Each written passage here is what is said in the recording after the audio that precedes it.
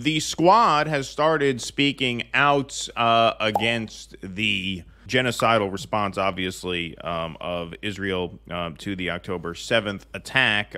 This is an issue where they seem to have found something resembling that of a spine, especially Rashida Tlaib and Ilhan Omar. But in response, here the Washington Post reports squad members face Democratic primary challenges over Israel stances. This first part of the article focuses on Cori Bush. St. Louis County Prosecutor Wesley Bell announced this week he was dropping his month-long bid to unseat one of the country's most outspoken Republican senators, Josh Hawley, to launch a primary campaign to oust fellow Democrat Representative Cori Bush. When asked to explain his switch, Bell pointed to Bush's criticism of Israel. "Our world is in a dangerous place, and we need steady and effective leadership," Bell told reporters Monday, "and we're not getting it in the district. I think we have to stand with our allies, and Israel has always been an ally," Bell added. So here you have a Democrat going from challenging a Republican senator to challenging a Democratic House member. Right? What do we always say? We always say these people would rather Republicans be in power than Cori Bush-style Democrats, and nothing spells it out better than this. Since entering Congress in 2021, Bush has publicly spoken about what she has described as the outright massacre in Palestine and argued that the Black and Palestinian struggles for liberation are interconnected.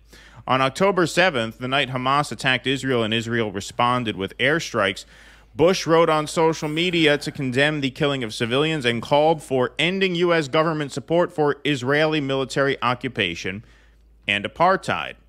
Before setting his sights on Bush, Bell had unseated an incumbent to become a county prosecutor in 2018.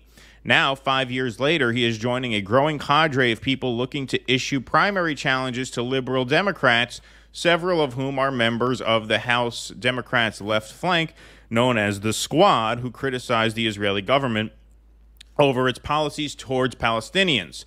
Representatives Ilhan Omar and Summer Lee also drew primary challengers who cite their criticism of Israel as an issue. George Latimer, the executive of Westchester County, New York, said he is weighing a challenge to Jamal Bowman, another member of the Squad, with Israel as a potentially defining issue in the race. It might be that this becomes a proxy argument between, quote, the left and the far left, Latimer told the Washington Post. So there you have it. Now, with Cori Bush, I'm not sure how vulnerable she is to a primary challenge. There's rumblings of recruiting someone to battle Rashida Tlaib, which I'll show you guys in just a minute. She's very popular in her district, so I don't think she's that vulnerable. Summer Lee is a first-term Squad member, so she could be vulnerable. Ilhan Omar is vulnerable to a primary challenge. She almost lost a primary challenge last cycle. That was a very underreported development, but she came within 5 points of losing a primary challenge on the crime issue. And so, you know, I don't know how vulnerable this issue leaves a lot of progressive Democrats, since, as you've noticed, if you look around, a lot of progressives, especially black and brown progressives, are more sympathetic to the Palestinians than they are to the Israelis. So I don't know how successful these primary challenges will be. I don't understand that. I don't get it. Westchester County could be difficult for Jamal Bowman, though, if they pour enough money into that, because there's a large Jewish population there that he represents. And so, you know, you see how they will come after you on this Israel issue if you cross the powers that be. Here's an ad that a Democratic majority for Israel released against Rashida Tlaib. One of only 7 Democrats in Congress to vote against missile protection for Israel. One of only 9 Democrats against condemning the brutal attack on Israel by Hamas. Oh my God, she looks weird and creepy in that picture. I'm scared.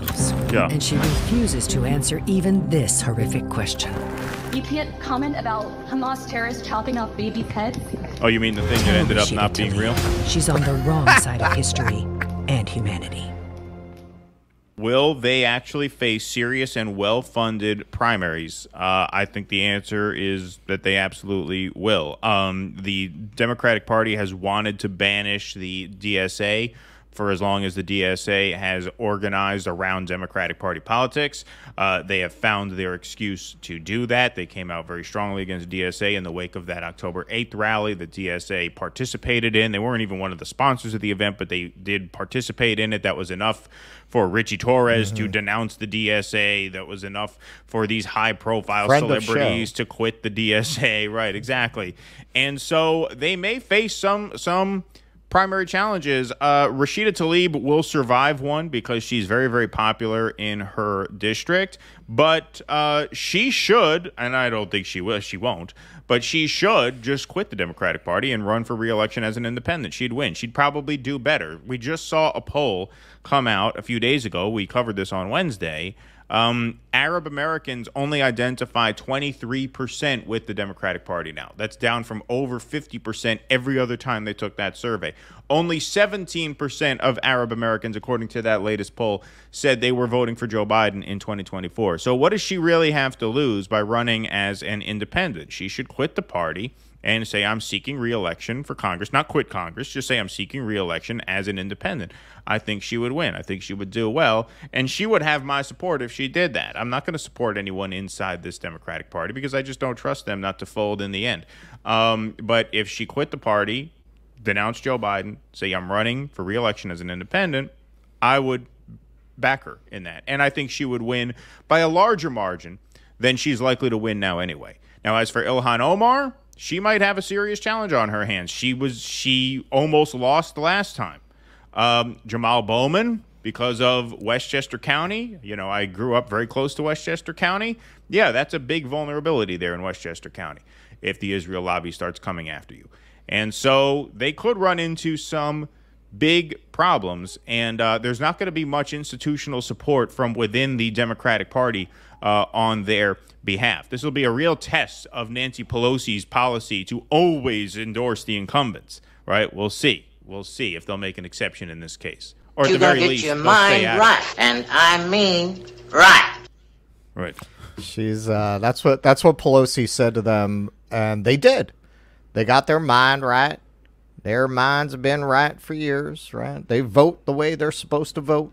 They do the whole Democrat two-step shuffle where they only vote against things when there are enough votes for what the establishment wants, just to maintain some pretense of having progressive rebel bona fides and never challenge them when it counts, like when they, in my opinion, broke AOC on the Iron Dome vote. That was the end of her. That was it. She gave away that last inch of herself.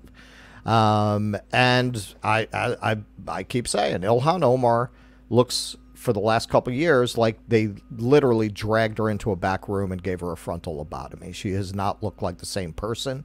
She's had this vapid smile whenever you see her in interviews. She just doesn't. All of a sudden, the light came back in her eyes when this issue came up. That press conference, how many lives is enough? That's the Ilhan Omar that we all backed. That's the Ilhan Omar we all fell in line behind and supported when we still thought an inside game was going to work. So this is very peculiar for progressives who most of us supported the squad originally, right? This was our post-Sanders tactic. All right, we're going to Goldwater this shit, and eventually we'll get our Reagan, right? We're gonna start building from the bottom up. And they co-opted them faster than we could actually build any kind of meaningful challenge to power. So this puts us in a funny position where, oh, our former avatars all of a sudden found some spine on this one issue. So what do we do now? Do we protect them against the people coming for them because we agree with them on this issue? And, you know, you make a good point. They can't be, they've caved in on every single other issue.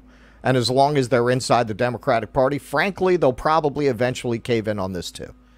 In the end, in spite of personal ties to the region and to the principal, other than Tlaib, I can't imagine Tlaib is going to be able to swallow that. But like AOC, no way.